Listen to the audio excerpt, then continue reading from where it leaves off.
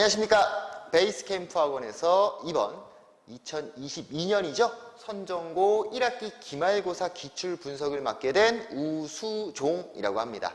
자, 그래서요. 일단 시험 보신 분들요. 많이 고생하셨고요. 선정고 시험 어려웠죠. 어려웠어요.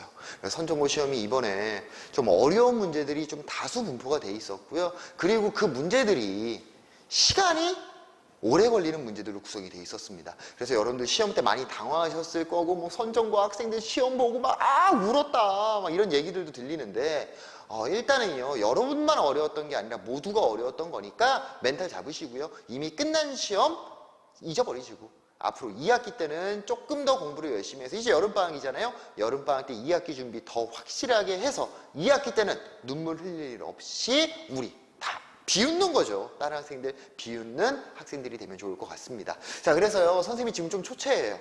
지금 시간이 새벽 1시 20분입니다. 1시 20분. 선생님이 일도 하고 교재 작업도 하고 하느라고요. 이거 하다 보니까 1시 20분이 됐어요. 그래서 선생님 집 가기 전에, 그래, 빨리 그냥 해쳐버리는 게 낫겠다. 빨리 여러분들 궁금하고 지금 기출이 어떻게 나왔는지 궁금할 테니까 좀 최대한 빨리 하기 위해서 지금 이 시간에 촬영을 해서 조금 초췌합니다. 그래서 여러분 이해해 주셨으면 좋을 것 같고요. 뭐 잡다한 얘기는 그만하고요. 우리 기출이 어떻게 나왔는지 한번 보겠습니다. 자, 일단 선정고 시험 범위, 시험 구성입니다. 일단 선정고 같은 경우에는 교과서의 출판사가 어디죠? 미래엔이죠, 미래엔. 그러니까 우리가 지금 이번 시험 범위는 여러 가지 방정식부터 원의 방정식으로 뭐 시험 범위가 많다는 것도 아니고요. 적다는 것도 아니고 적당했어요. 적당한 형태였다. 자, 문항수를 보면 객관식 13문항, 그리고 단답형 2문항, 서술형 4문항이 있죠. 그러니까 선정고 같은 경우에는 조금 특이하죠. 단답형이라고 쓰기는 했는데 객관식에 포함이 되어 있어요, 애초에. 그래갖고 우리가 마킹 자체를 어떻게 하느냐면 정답이 뭐 234가 나오면 2, 3, 4를 다 마킹하는 좀 특이한 형태의 구조였죠. 어떻게 보면 수능의 주관식이랑 좀 비슷한 형태의 문제들 2문제가 있고요. 서술형, 풀이까지 다 써야 되는 서술형 4문항이 포함이 돼 있었습니다. 자, 그래서 일단은 시험 자체가요, 난이도 자체가 문제가 조금 애매했어요. 뭐냐면 객관식 1번부터 11번까지, 많이 쳐주면 12번까지는 솔직히 말해서 다 한 번씩은 풀어봤던 문제들이었죠. 어디에서? 교과서에서. 아니면 시중 문제집에서 다 풀어본 문제였고요. 실제로 교과서에 뭐 실력 키우기, 생각 쑥쑥 이런 것들이 있잖아요. 수학 영양 플러스 이런 거. 교과서마다 이름은 다르겠지만 그런 부분에서 문제가 출제되는 게 다수가 분포돼 있었죠. 대단원도 그렇고 중단원도 그렇고. 그래서 일단은 선정고 학생들 당연히 교과서는 많이 풀어보셔야 되는 거예요. 왜? 객관식에 1번부터 한 12번, 11번 정도까지는 다 교과서에 있고 시중 문제집에 있는 문제들이었거든. 그러면 남은 거 몇 문제예요? 객관식에서 한두 문제 있고 지금 총 19문제가 구성이 돼 있었는데 19문제가 구성되어 있었는데 단답형과 서술형 6문제, 객관식에 2문제, 한 8문제 정도, 11문제 정도는 우리가 교과서만 훈련을 하더라도 충분히 해결할 수 있는 구조였다면 그 남은 18문제 정도 내지는 18문제란다. 8문제 내지는 7문제 정도는 조금 난이도가 있었습니다. 그래서 지금 배점으로 봤을 땐 당연히 문제수가 많은 55.9점이죠. 13문항 55.9점으로 분포가 되어 있는데 얘는 교과서만 보더라도 충분히 해결할 수 있었다. 다만 단답형 2문제랑 서술형 4문제가 있었는데 얘가 핵심이었던 것 같아요. 이번 시험의 핵심은. 자, 단답형과 서술형을 합쳐서요. 44.1점이라는 점수가 분포가 돼 있었습니다. 배정이 돼 있었어요. 무슨 소리냐면 13문제가 55.9점인데 6문제예요, 끼케야. 6문제. 얘 2배를 때리더라도 객관식 문항수가 적어. 2배를 때리더라도. 근데 배점이 어떻게 됐죠? 44.1점이 배점이 돼 있었어요. 그래서 이번 시험의 핵심은 뭐였냐? 최대한 빠르게 객관식을 다 해결을 하고 넘어가서 단답형과 서술형으로 우리가 넘어가는데 거기에서도 조금 전략적인 접근이 필요했던 것 같습니다. 전략적인 접근이. 자, 넘어가서 한번 볼게요. 자, 단원별 문항 및 배점입니다. 자, 여러 가지 방정식, 부등식, 편면접표, 직선, 원, 그리고 부등식 플러스 원인데요. 얘는 좀 복합적인 내용으로 등장이 되어 있어요. 복합적인 문제로 2개가 섞여 있는 구조로서 15번 따로 하나 등장이 되어 있었고요. 지금 문항수를 보면은 3문제, 4문제, 4문제, 4문제, 3문제, 뭐 이건 복합이니까 어디에 들어갈지 모르죠. 부등식에 들어갈지 원에 들어갈지는 모르는. 그러니까 단원, 얘를 제외하고 단원별로 봤을 때는 문항 배치 자체는요. 문항 개수 자체는 단원별로 골고루 나왔어요. 3개 내지 4개 나왔으니까. 근데 우리가 여기서 봐야 될 거는 배점입니다. 총점. 여러 가지 방정식에서 18.2점, 부등식에서 18.4점. 갑자기 유독 튀는 애가 있죠? 누구? 평면좌표에서 24.2점이 나왔어요. 그러면 선정고는 평면좌표를 앞으로 내가 지금 이제 과거고 현재 고1이고 기말고사를 준비하는 학생이라면 나는 평면좌표를 더 드립다 공부를 해야 되겠다. 그게 아니야. 그 말이 아니라 이거는 솔직히 말해서 우연의 일치로 나온 거예요. 우리가 봐야 되는 핵심은 뭐냐면 왜 얘만 유독 점수가 크게 나왔을까 합니다. 그 이유는 뭐냐면 서술형이 2문제가 나왔어요. 8점짜리와 9점짜리. 지금 서술형의 배점을 볼까요? 서술형 1번 9점입니다. 서술형 2번 몇 점? 8점이고요. 서술형 3번 8점이었고요. 서술형 4번이 9점이었어요. 그러니까 서술형이 9점짜리 2문제랑 8점짜리 2문제로 34점이 나왔기 때문에 서술형이 분포, 2문제가 분포되어 있던 평면좌표가 24.2점이라는 총점을 갖고 있었다는 거죠. 그러니까 이번 시험의 핵심은 결국 주관식, 서술형이죠. 서술형의 문제를 몇 개를 맞췄을까 합니다. 근데 이게 참 안타까운 일인 게 뭐냐면요. 시험이 어려웠어요. 시험이 어렵고 단답형 같은 경우에 아까 단답형 말했죠. 문항 배치로 봤을 때는 14번과 15번입니다. 14번과 15번 같은 경우에 문제의 난이도가 조금 어려웠습니다. 그러니까 무슨 소리냐면 객관식 1번부터 13번까지를 풀고 14번부터 15번까지가 단답형이고 그 다음에 서술형 4문제가 있는데 순차적으로 푼 거야. 그러다 마지막에 단답형 2개가 나왔는데 거기에서 시간이 잡히신 분들은 시험을 끝까지 못 봤을 거예요.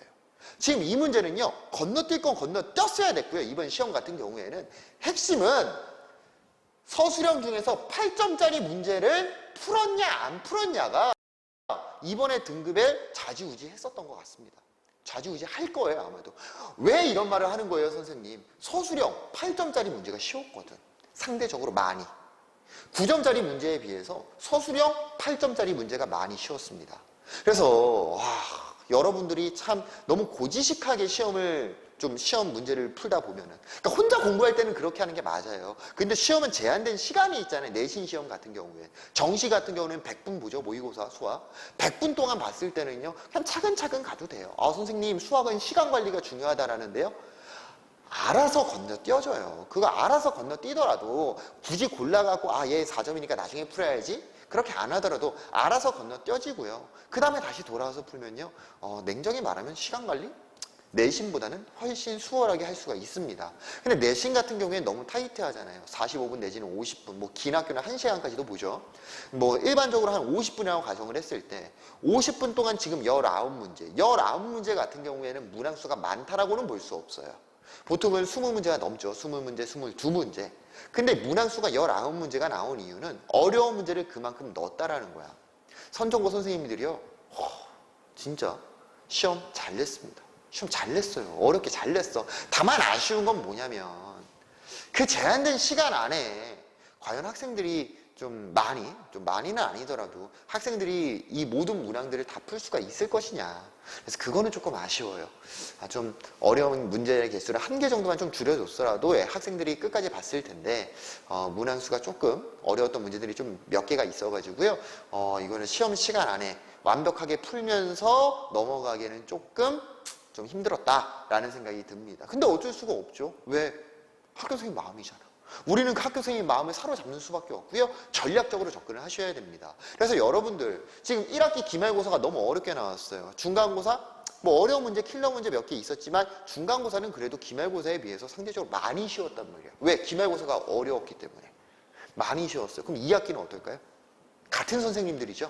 그러니까 이거예요. 지금 현재 2022년 선정고 1학년 학생들과 23년 1학년 학생들은 사실은 좀 다를 수가 있어. 왜? 가르치는 수학 선생님들이 변하잖아요. 바뀌잖아. 그렇죠? 바뀌다 보니까 다르게 출제 위원이 다르니까 다르게 나올 수 있겠죠. 뭐 가이드라인이나 뭐 교과서라거나 그런 부분이 있기 때문에 비슷하게 나올 수는 있겠지만 비슷한 결은 같겠지만 막상 출제하는 선생님들은 변한단 말이에요. 그러니까 지금 22년 2022년에 선전고 1 학생들은요, 2학기 대비를 아주 철저하게 하셔야 됩니다. 전략적으로 당연히 어려운 문제 많이 풀어보셔야 되는 거고요. 이제는 선전고 교과서만 이제 그런 생각하시면 안 돼요. 어려운 문제 많이 풀어보셔야 되고요. 주위에 있는 학교 기출 많이 푸셔야 되고요. 모의고사 기출까지도 많이 도전을 해보셔야 됩니다. 모의고사 기출이 그냥 나온다는 게 아니라 모의고사 기출 문제, 수능 기출 문제 왜 정시 준비하는 학생들이 기출할까? 기출 문제 나왔던 건 절대로 안 나오거든요, 수능에. 그 이유는 뭐냐면 모의고사 기출과 수능 기출은 퀄리티가 좋다는 거야. 여러분들한테요, 생각을 하게끔, 생각을 정리해갖고 단계적으로 순차적으로 풀게끔, 분류를 해가지고 풀게끔 아주 고퀄리티의 문항들로 문제를 출제를 하신다는 거죠. 모의고사나 정시 출제위원분들은 실제로 너무나도 수능 스타일 문제가 가장 어려운 문제로 출제가 됐습니다. 선생님은 그렇게 느꼈고, 그래서 여러분들이 2학기를 준비를 하자. 어떻게? 조금 더 빡세게 어려운 문제라고 포기하지 말고 어려운 문제까지 도전하는 이런 공부법을 하시면 좋을 것 같고요. 두 번째, 전략적으로 문제를 해결을 하자. 이 내신 시험 같은 경우에는 너무 전략적으로 접근하기가 좋습니다. 왜 접근하기가 좋냐면 모의고사나 수능은요, 2점, 3점, 4점이에요. 무슨 소리냐면 4점짜리 중에서도 난이도 차이가 엄청나게 심하고요. 3점짜리 중에서도 난이도 차이가 심하단 말이야. 그런데 우리가 그거를 확인할 수가 없어요. 뭐 문항의 그 번호에 따라서 확인하는 거 옛날 시대고요. 요즘 같은 경우에는요, 20일, 수능으로 기준을 봤을 때 21, 21, 22. 난이도가 뭐가 어려운지 뭐가 쉬운지 숨겨놓습니다. 옛날 같지가 않아요. 옛날 같지가 않다고. 그리고 배점은 다 4점, 4점, 4점이니까 이 중에 뭐가 쉬운지 우리가 파악하기가 힘들다는 거지. 시간 관리에 있어서. 다만 내신은 너무나도 좋아요. 왜냐면 배점이 보세요. 4.5, 4.5, 4.9, 4점, 3.9, 4.3, 3.7, 4.1, 4.4, 4점. 점수가요, 4점, 5점 이렇게 안 나오고 소수점 단위로 나와 있잖아요. 그리고 서술형 같은 경우에도 9점, 9점, 8점, 8점으로 나와 있습니다. 사실 앞부분에서 여러분들이 시간에 촉박할 일은 없을 거라고 생각을 하고 주관식이나 단답형으로 넘어갔을 때 뭐 14번이나 15번쯤 가서 시간을 뭐야? 시간 이거밖에 안 남았어? 이런 생각을 했을 거라고요. 점수 보고요. 건너뛸 거 건너뛰세요.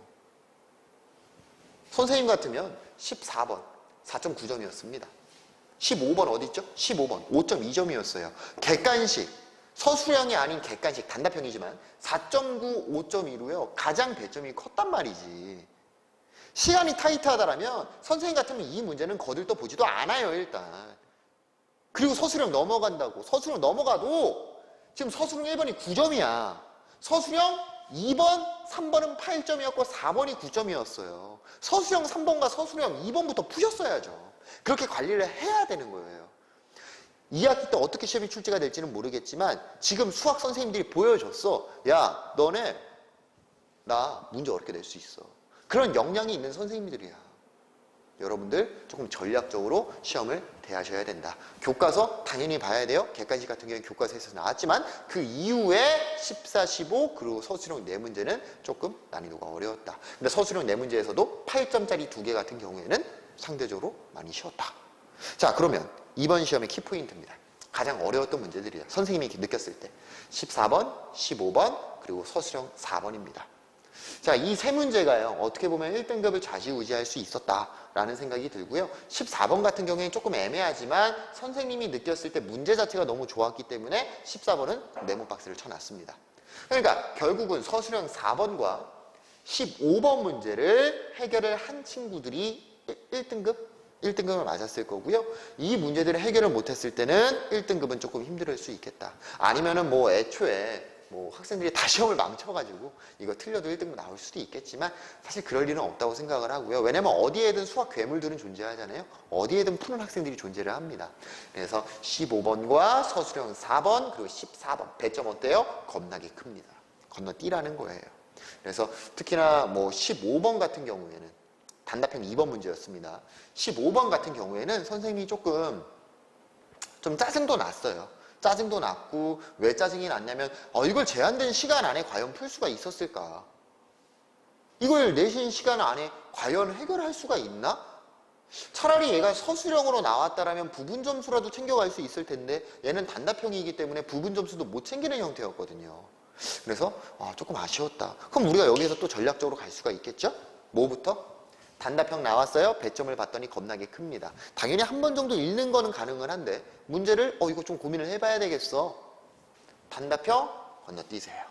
배점 크잖아요. 객관식 중에서 배점이 가장 큰 두 개였단 말이야. OMR 카드에 마킹하는 애들 중에서 건너뜁니다. 뭐부터? 서술형 8점짜리부터 먼저 해결을 하셔야 돼요. 언제? 2학기 때.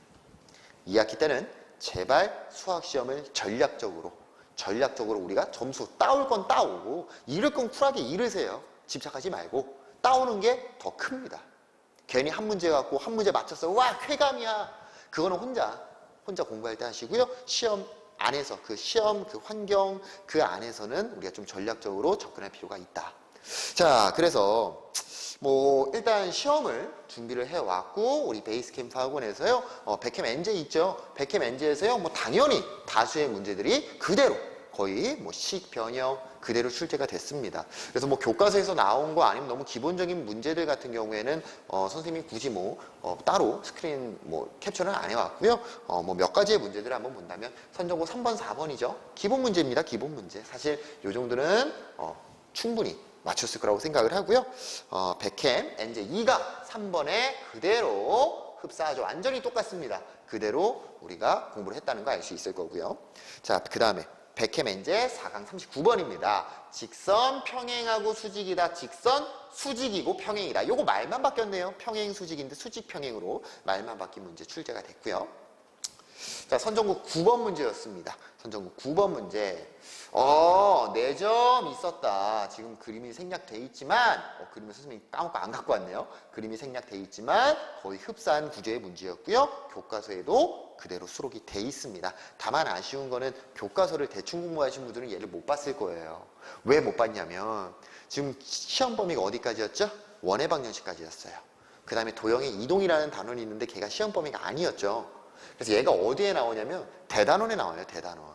그러니까 중단원 마무리까지 하면 푼 거지. 나 우리 원까지니까 원의 방정식 중단원까지 풀었어. 교과서 다 봤다. 대단원 가셔야죠. 도형의 방정식 대단원 있잖아. 거기에 이 문제가 그대로 수록이 돼 있습니다. 백캠 NJ에는 당연히 수록이 돼 있었고요. 우리 다 공부를 했던 내용들입니다. 자, 선정고 11번입니다. 어떤 직사각형의 길이를 퍼센티지로 늘리고 줄이고를 하고 있고 그때 몇 퍼센트 이상이다 라는 문제. 단위 백캠 NJ 테스트 3회 7번 문제로 흡사한 구조 퍼센트 나왔죠. 길이가 어떤 세금 퍼센트 동일한 구조를 나타내는 거 알 수 있을 겁니다. 자, 그 다음에 선정고 12번 문제였죠. 12번 문제. 선생님이 아까 객관식에서 뭐라고 했죠? 11번까지는 수월했지만 12번, 13번은 그래도 조금 난이도가 있었다. 12번 문제입니다. 허근 오메가에 관한 문제 교과서에 수록이 돼 있지만 그거에 비해서 좀 난이도가 좀 크게 나왔어요. 사실 막상 선생님이 풀이를 했을 때는 이걸 왜 못 봤지? 이런 생각이 들겠지만 학생들이 봤을 때는 좀 난이도가 있었다. 백캠 NJ 6강 44번에 비슷하죠. 완전히 그대로 비슷한 구조의 형태로 문제를 우리 한번 공부를 해봤다. 자, 서술형 2번입니다. 타이핑상 여기 서술형 4번이라고 써 있는데요. 우리 공부를 할 때는 OMR 마킹을 안 하기 때문에 OMR 카드 마킹을 안 하기 때문에 그 번호들이 조금씩 밀렸거든요. 서술형 4번 타이핑상 서술형 4번이지만 서술형 2번 문제였습니다. 서술형 2번 문제 원 나왔어요. R제곱 9R제곱 와 원점이고 반지름이 R이고 반지름이 3R이네. 그리고 삼각형의 넓이가 등장했어요. 백캠 NJ 어떻게 등장했죠? 빠밤. 반지름의 길이 R, 반지름의 길이 2R. 요것만 바뀌었네. 9R제곱, 4R제곱으로 바뀌었고요. 삼각형의 넓이도 8루트 2였는데 4루트 3짜리로 숫자만 다른 6,0 얘는 0,18. 우리가 공부했던 내용과 숫자만 다른 형태로 우리가 이미 공부를 했던 내용들입니다. 그래서 우리 백캠 NJ 열심히 푸시면요. 우리 시험에 거의 똑같죠. 거의 흡사한 문제들 많이 할 수 있을 거고 당연히 NJ 풀고 선생님한테 질문하고 끝내면 안 되겠죠? 여러분들 복습 제발 오답 좀 확실하게 해주세요. 똑같은 문제는 수학 문제는 돌고 돕니다. 자, 그래서요. 일단 선생님이 설명은 여기까지 하고요. 기출 분석 여기까지 하고요. 선생님이 생각했을 때 가장 좋았던 문제 한 문제 몇 번? 단답형 2번, 15번 문제입니다. 15번 문제 정도의 풀이를 너무나도 좋다고 생각을 하거든. 특히나 우리가 길게 봤을 때는 어느 정도의 수능, 정시 성적도 어느 정도는 기대를 해야 될 거고, 정시를 준비하는 학생들 아니면은 최상위권, 수시를 가지면 최상위권을 가기 위해서 의대라든지, 그렇지? 최상위권을 가기 위해서 최저등급으로서 수학이 필요한 학생들, 그런 학생들을 위해서 이 문제는 너무 좋았던 것 같아서요. 선생님이 15번 문제입니다. 단답형 2번 문제를 갖고 다시 찾아오겠습니다. 자, 15번입니다. 자, 15번. 가장 어려웠던 문제라고 생각을 하고 가장 시간이 많이 걸리는 문제 중에 하나. 그래서 솔직히 말할게요. 내신 때는요, 이 15번 문제는 건너뛰고 가는 게 현명했습니다. 왜냐면 서술형도 아니고 부분 점수를 받을 수 있는 애가 아니었거든요. 근데 문제는 가장 어려웠다. 무슨 말인지도 잘 모르겠다. 그래서 이 문제를 사실 시도하는 학생들은 거의 없을 거라고 생각. 말도 막 조금 어렵고 하려다가 그러니까 얘를 붙잡고 시간을 쓴 순간 서술형을 해결을 못했을 거예요. 그래서 이 문제 좀 서술형에 나왔으면 얼마나 좋았을까. 그래도 부분 점수라도 여기서 시간 잡힌 학생들 부분 점수라도 받아갔을 텐데 지금 부분 점수 자체도 받기가 힘들었습니다. 자, 그래서 문제를 볼게요. 개수가 정수인 두 2차식 FG입니다. 자, 밑줄 치세요. 여러분 문제를 잘 읽어야 돼요. 개수가 정수라는 말이 나와 있습니다. 이게 무슨 소리일까요? 개수가 정수라는 거. 어떠한 제한된 범위가 존재한다라면 우리가 일일이 다 카운팅을 할 수 있다라는 거예요. 이런 쓸데없는 말 안 써놓는다고. 개수가 실수라고 쓰면 되지 왜 굳이 정수라고 쓰냐고. 아니면 아예 안 써놓던가. 오케이. 두 2차식 FG에 대하여 연립부등식의 해가 다음과 같대요. fx가 0보다 작거나 같다, gx가 0보다 작거나 같다. 자, 해는 x는 0 또는 x가 k보다 크거나 같고 6보다 작거나 같다래요. 단 k는 0과 5 사이의 수다라고 되어 있습니다. 자, 그러면 여기 첫 번째 단계입니다. 첫 번째로 우리가 해야 될 건 뭐냐면 얘를 토대로요. x는 0 그리고 k에서 6이라는 해가 나와야 되잖아요. f랑 g의 공통범위를 찾기 위해서 수직선을 그렸을 때 공통범위가 얘네가 나와야 되는 거고 2차 부등식이잖아요. 그래프, 수직선을 우리가 유추하셨어야 되는 문제, 추론하는 문제였다고요. 수능에서는 3차함수, 4차함수의 그래프 개형을 추론시키거든요. 지금은 수직선을 추론하라고 시켰습니다. 너무 좋았어요. 문제가 진짜. 인정하기 싫은데 선생님이 문제 잘 냈어. 자, 그래서 x는 0 그리고 k부터 6까지가 나오기 위해서는 자, 일단 0이라는 값이 이렇게 있어야 되는데 2차 부등식에서 한 번만 딱 등장하고 끝나야 되는 거잖아. x는 0 하고 끝이죠. 그리고 둘 다 0 이렇게 등호가 붙어있는 형태였고 그럼 수직선은 어떻게 생겨야 돼? 한 명은 0인데 왼쪽으로 가는 녀석이 한 명 있어야 될 거고 다른 한 명은 이런 식의 형태로 가고 있어야 될 거라고요. 얘가 0보다 작으니까 스탬플러 심처럼 나와야 되는 거 아니에요? 아니죠. 왜냐면은 공통범위가 k가 양수거든. 0보다 큰.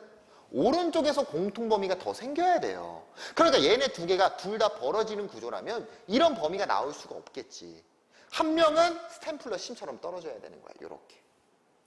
그리고 여기에 벌어지는 형태가 한 명이 추가가 돼서 k부터 6까지가 나와야 된다는 거죠. 그러니까 스탬플러 심 모양은 0부터 6까지라는 걸 우리가 생각할 수 있을 거고요.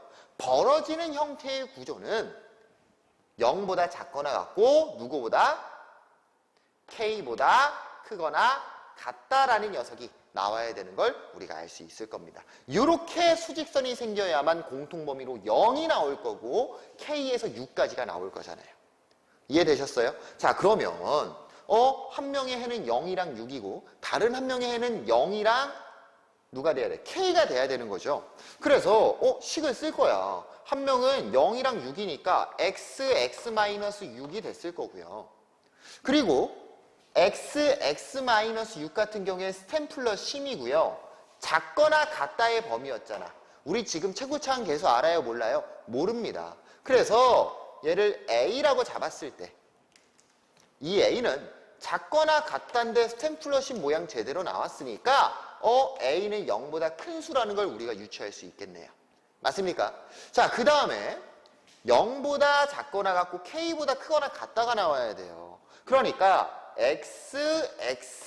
x-k라는 녀석으로 인수분해가 됐을 거고요. 얘가 0보다 작거나 같다였잖아요. 최고차항 계수는 모르는 상태인 거고. 자, 그럼 우리가 어떤 생각을 해야 되는 거야? 0보다 작거나 같은데 벌어지는 구조가 나오거든요. 지금 0k가 해일 때는요. 그러니까 여기에 최고차항 계수는 몰라. b라고 쓸 거고요. 이 b라는 값은 뭐가 돼야 될까요? 0보다 작거나 같은데 벌어져야 되잖아. 이 b라는 값은 0보다 작은 음수였다라는 걸 알 수가 있겠죠. 음수였으니까 벌어진 거잖아요. 이해됐나요? 첫 번째, 여기까지 해결을 했습니다. 자, 근데 중요한 게 있는데 둘 다 0보다 작거나 같다는 맞거든요. 얘가 F인지 얘가 F인지 알 수 있어요? 없어요? 알 수가 없죠. 그래서 이 문제가 어려웠던 거야. 선생님 저는요 찍어볼게요. 얘가 F고 얘가 G입니다. 사실은 시간이 없으면 그렇게 가셔도 되는데 정석적, 그러니까 우연히 나올 수가 있겠지. 우연히 나올 수가 있겠지만 정석적인 방법은 그런 방법이 아니에요. 정석적인 방법은 두 가지 케이스를 다 나눠 주셔야 됩니다. 자, 그래서 첫 번째 fx가 누구? ax x-6일 때 하나 잡아주셔야 되는 거고요. 두 번째, 그리고 gx가 bx x-k다 라고 우리가 설정을 해주셔야 됩니다. 그럼 두 번째 케이스는 뭐겠어요? 얘가 g고 얘가 f일 때가 되겠죠. 우리 일단은 이 첫 번째부터 하고요. 확인해보고 여기서 정답 안 나오면 두 번째로 넘어가겠습니다. 자, 그래서 일단 여기까지 갔단 말이지. 자, 근데 문제가요. 갑자기 뜬금없어요. 방정식 fx 빼기 gy는 0은 반지름의 길이가 절대값 f5분의 5 루트 52인 원을 나타내며 여기까지 일단 직선 y는 마이너스 x는 이 원과 제2사분면이 아닌 곳에서 만난다 라고 돼 있어요. 뭐 그때 fk 플러스 7 마이너스 g 마이너스 2값 구하래죠. 뭐야? 이상하죠? 복잡하죠? 천천히 차근차근 가보자고. 그래서 여기까지는 갔는데 여기서 포기하는 학생들 많았을 거예요. 왜냐면 시간이 타이트하니까. 자, 그럼 일단은 그냥 가보는 거예요. 너무 당황하지 말고요. fx 빼기 gy잖아요. fx랑 gx 알잖아. g 자리에 y 대입해서 두 개 뭐 해버리는데 빼버리면 되겠죠. 그럼 어떻게 되냐? a 전개까지 할게요. fx입니다. ax제곱 마이너스 6ax에 빼버릴 거예요. gy를요. 그럼 마이너스 by의 제곱 플러스 bky는 0이라고 나타낼 수 있겠죠. 그럼 요 녀석이 지금 어떤 도형을 나타내는데? 원을 나타낸대요. 원.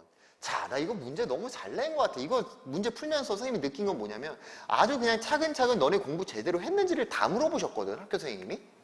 2차 방정식이 원을 나타내야 돼요. 그러면 2차의 개수가 어때야 돼요? 2차의 개수가 같아야 됩니다. ax제곱 마이너스 by제곱이잖아요. 얘가 원이 되기 위해선 a와 마이너스 b가 서로 같아야 된다는 걸 우리가 파악할 수가 있습니다. 그리고 b가 음수잖아요. b가 음수니까 a 양수 나오는 거 알 수 있겠죠. 그래서 a는 마이너스 b다. 근데 양수가 우리는 좀 더 편하잖아요. 심리적으로. 그래서 얘를 b 대신에 마이너스 a라고 바꿔놓겠습니다. 원을 나타내야 된다라는 걸 통해서 나온 거지. 그럼 다시 한번 써주면 ax제곱 마이너스 6ax 플러스 ay의 제곱 마이너스 aky는 0이다 라고 나타낼 수 있을 거고요. a로 싹 다 나눠버리겠습니다. 그럼 x제곱 마이너스 6x 플러스 y제곱 마이너스 ky는 0이라는 식 나타낼 수 있을 거고요. 원의 방정식의 형태로 나타내니까 x 마이너스 3의 제곱 플러스 y 마이너스 2분의 k의 제곱은 4분의 k제곱 플러스 9라는 거 찾아줄 수 있을 거예요. 어렵지 않죠, 여기까지는. 자, 그래서 반지름? 얘가 r제곱인 거죠. r제곱인데 얘가 절대값 f5분의 5 루트 52래요. 지금은 계산할 수가 있어요. 계산할 수가 있는데 자, 여기에서 함정이 발동이 됐습니다. 어떤 함정이 발동했냐면 이거부터 대입하면 지옥으로 빠져버려요. 지금 여기에서는 얘가 먼저야. 직선 y는 마이너스 x와 원이 이사분면이 아닌 곳에서 만난다래잖아. 우리가 일반적으로는 교점을 안 찾아요. 그런데 지금은 정확하게 만나는 지점에 관한 내용을 언급을 해줬죠. 원이랑 직선의 교점을 일반적으로는 안 찾지만 지금은 찾아버리는 거야. 자, 그래서 요거보다는 y는 마이너스 x와 만나는 걸 기준으로 갈 거고요. y 대신에 누구를 대입하는 거야? 마이너스 x를 대입을 합시다. 교점 찾는 거니까 연방해야죠.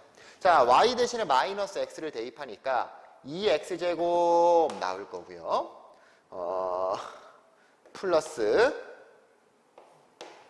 k 마이너스 6 x는 0이라고 표현할 수 있겠죠. 자, 뭘로 묶이고요? x로 묶이고요. 2x 플러스 k 마이너스 6은 0이 되니까 교점의 좌표가 나오네. x는 0 그리고 2분의 6 마이너스 k가 되는 거 알 수 있겠죠. 자, 문제에서요. 이사분면이 아닌 곳에서 만난대요. 이사분면에서 x좌표는 뭡니까? 음수입니다. 그러니까 이사분면에서 아닌 곳에서 만난다는 건 교점의 x좌표가 0보다 크거나 같아야 된다는 거고 0 되죠. 그럼 우리 뭐만 보면 돼? 얘만 보면 되는 거 아닙니까? 2분의 6 마이너스 k. 그래서 2분의 6 마이너스 k가 0보다 크거나 같아야 된다는 거죠. 양쪽이 얼마 곱하고 2 곱하니까 6 마이너스 k가 0보다 크거나 같아가 될 거고요. k가 6보다 작거나 같다라는 식을 찾아줄 수가 있겠죠. 자, k의 범위 0에서 5 사이 6보다 작거나 같다. 조건 만족합니까? 조건 만족하고 있죠. 자, 지금 우연히도 첫 번째에서 정답이 나오는 것 같습니다. 조건을 만족하고 있잖아요. 자, 그래서 K는 6보다 작거나 같다라고 돼 있고, 그럼 여기로 한번 넘어가죠. 절대값 F5가 뭐가 돼야 돼? F5분의 5 루트 52가 반지름의 길이가 돼야 되잖아요. 그래서 F5 찾아버리자고요. F는 여기서 나오죠. 그래서 F5를 구하니까 F5는 미안해요. 있어 F 여기 마이너스 1 나오죠? 마이너스 5a가 됩니다. 근데 a의 범위가 뭐였죠? a는 0보다 큰 수였죠? 그러니까 지금 얘는 0보다 작은 수가 될 거고요. 반지름의 길이가 이렇게 되겠네요. 반지름은 마이너스 5a가 절대값 붙으니까 그냥 5a가 되고 빰빰 지워지겠죠. a분의 5 루트 52가 되는 거 알 수 있을 겁니다. 자, 그러면 공간이 협소하기 때문에요. 살짝 내려서 윗부분을 넘어가서 이어서 보겠습니다.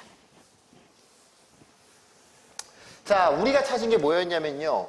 반지름이 a분의 루트 52라는 것과 식을 통해서 하나 찾았어요. 4분의 k제곱 플러스 9가 뭐라는 거? r제곱이라는 거. 그럼 우리가 어떻게 나타낼 수 있겠어? 4분의 k제곱 플러스 9가. 얘가 r제곱이니까 우리가 구한 r 뭐예요? a분의 루트 52입니다. 뭐야 이거 아니잖아. 미안해요.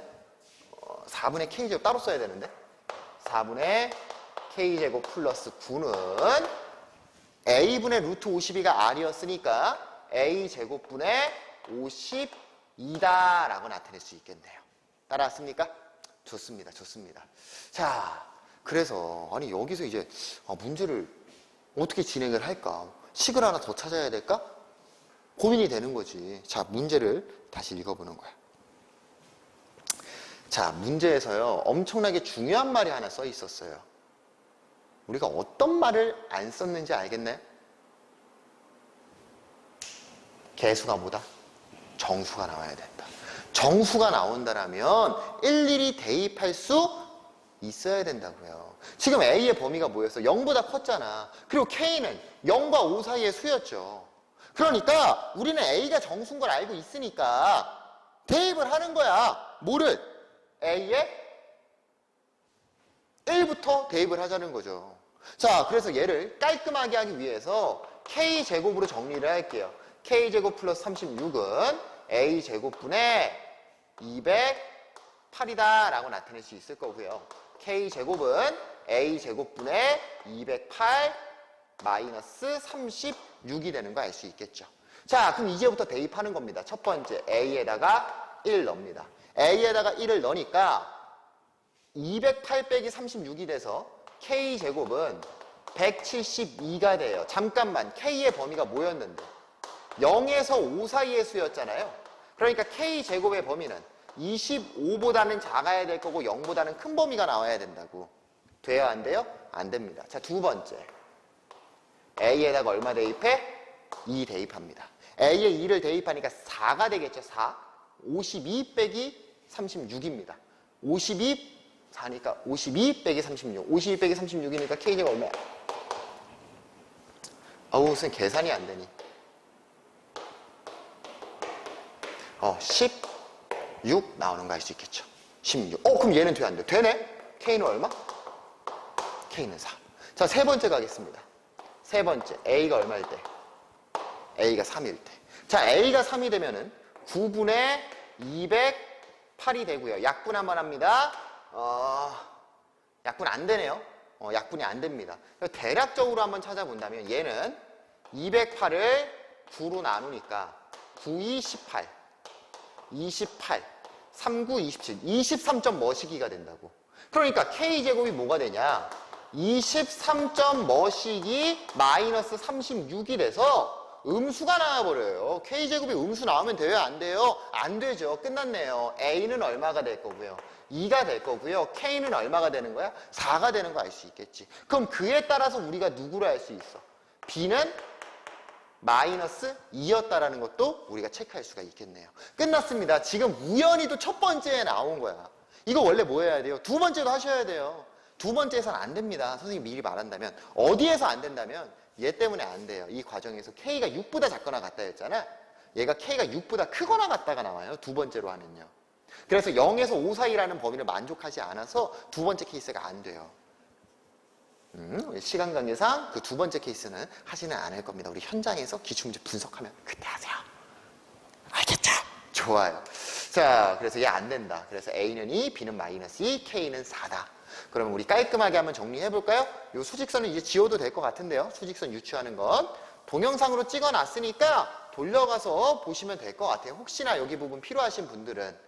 그래서 fx 찾아 놓는다면 fx는 ax x-6이었는데 a 값을 알고 있죠? 2라는 거 알고 있으니까 2x x-6이 될 거고요. 자, gx는 마이너스 2x x-k였죠. k가 얼마인 거? 4였으니까 x-4 이렇게 표현할 수 있겠네요. 됐죠? 자, k는 얼마였다? k는 4였다. 자, 그럼 문제에서 구하라는 거 한번 볼게요. 문제에서 구하라는 게 뭐였냐면 fk 플러스 7 마이너스 g 마이너스 2였습니다. 그럼 fk 플러스 7은 f 몇이 돼요? k가 4인 거 찾아놨으니까 11이 될 거고요. 11 계산합시다. 2 곱하기 11 곱하기 5가 될 거고 110이 나오는 거 알 수 있을 거고요. 그 다음에 g-2입니다. g-2를 구하니까 마이너스 2 마이너스니까 4 곱하기 마이너스니까 마이너스 6이 돼서 마이너스 24가 되겠네요. 문제에서 얘네 두 개 뭐하라고 돼 있고요? 빼라고 돼 있고요. 따라서 정답은 134가 되는 거 파악할 수 있을 거예요. 문제 어렵죠? 선생님이 왜 시험 시간 안에는 솔직히 말해서 이거를 뭐 우연히도 막 문제를 한번 풀어봤다던가 아니면 전날 딱 시험 들어가기 직전에 얘를 봤는데 사실 그럴 일도 없거든요. 요거는 학교 선생님이 조금 좀 모르겠어요. 어디서 찾아오신 건지 만드신 건지 선생님이 조금 학교 선생님이 좀 많이 만드신 것 같은데 처음 봤을 때는 솔직히 시험 시간 안에 얘도 풀고 뒷부분 서술형까지 풀기는 조금 힘들었다, 버거웠다는 생각이 듭니다. 그러니까 솔직히 이거예요. 여러분, 마킹하는 OMR 카드 마킹, 서술형이 아닌 문제에서 배점 가장 큰 문제는 앞에서 내가 진짜 엄청 빠르게 풀지 않는 한 학교 시험에 있어서 이미 앞에서 이미 멘탈이 나갔어. 쳐다보는 건 바보 같은 일이고 빠르게 점수 배점 보고 서술형 넘어가시라고요. 이번 선정고 시험 시간 관리가 핵심이었습니다. 진짜로 시간 관리가 핵심이었고 여러분 멘탈이 많이 흔들렸을 텐데요. 여러분만 힘들었던 거 아니니까 모두가 힘들었을 거예요. 모두가 힘들었을 테니까 멘탈 관리 잘 하시고요. 지금 우리가 뭐 해야 될 거야? 똑같은 실수를 되풀이하면 안 되겠죠? 똑같은 실수. 뭐 당연히 잘 본 친구들은 상관이 없지만 똑같은 실수를 되풀이하면 안 됩니다. 2학기 때 언제 또 이런 식 기말고사처럼 나올지는 모르는 거예요. 그래서 여러분들 2학기 때 전략적으로 가고요. 솔직히 가장 선생님이 원하는 건 다 푸는 거예요. 뭐 그냥 풀면 되지. 다 푸는 건데 잘 모르겠어요. 이걸 잘 풀 수 있을지. 그 내신 시험 시간 안에 남은 문제들도 많은데 잘 모르겠습니다. 그래서 여러분들 좀 전략적으로 하시고, 그리고 이런 문제들 구조가 너무 좋아요. 내가 진짜 이거 내신을 내면 안 돼라고 욕을 하는데 문제 자체가 너무 좋아가지고 딱히 좀 할 말은 없는 것 같아요. 그래서 여러분들 지금 시험 끝난데도 불구하고 지금 여기까지 앞부분 분석 강의가 아니라 이 문제 풀이까지 본다는 거는 의지가 대단하신 분들인 거니까요. 2학기 때는 조금 더, 아니면 1학년 학생들, 지금 입학한 1학년 학생들이라면 기말고사 또는 2학기, 2학년, 3학년까지 원하는 점수 선생님과 함께 공부해서 꼭 이루면 좋을 것 같습니다. 자, 여기까지 기출 분석하겠습니다. 안녕.